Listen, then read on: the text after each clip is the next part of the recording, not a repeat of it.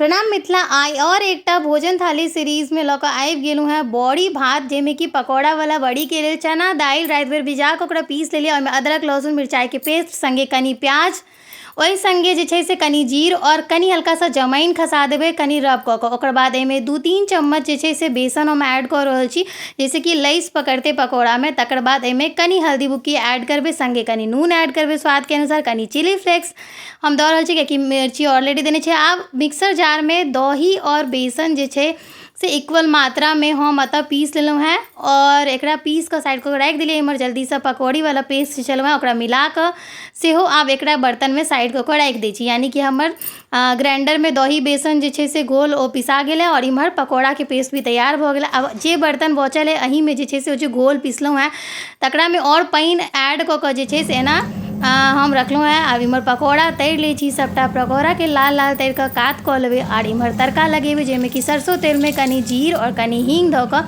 कड़ी पत्ता के संग में मिरचाई, आद लहसुन और प्याज ई सबटा अपना सबके बारी बारी भूजि कऽ तकर बाद एहिमे प्याज खसा देबै। प्याज खसा कऽ तहन भुजबै। तकर बाद कनी एहिमे जे छै से टमाटर खसा कऽ फेर टमाटर के भुजबै।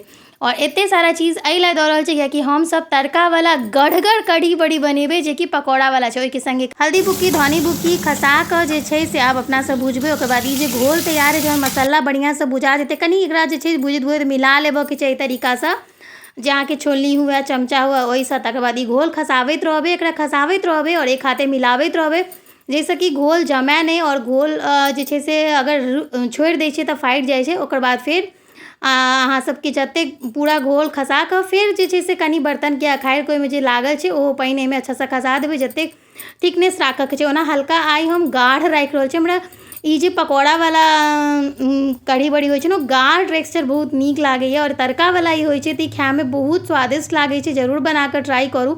आब ई खौल गेल छै, जहन खौल जेतै तहन नून एहिमे लास्टमे डालऽके, ई हमर अपन पर्सनल सीक्रेट है, एहिसँ एकदम भी कढ़ी फाटै नहि छै।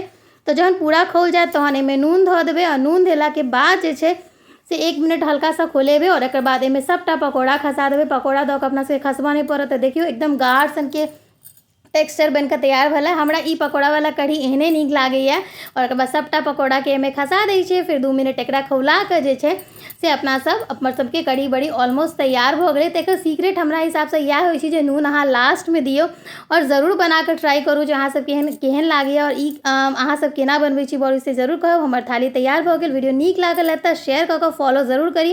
यूट्यूब पर देख रहल छी तऽ सब्सक्राइब करी। जय मिथिला।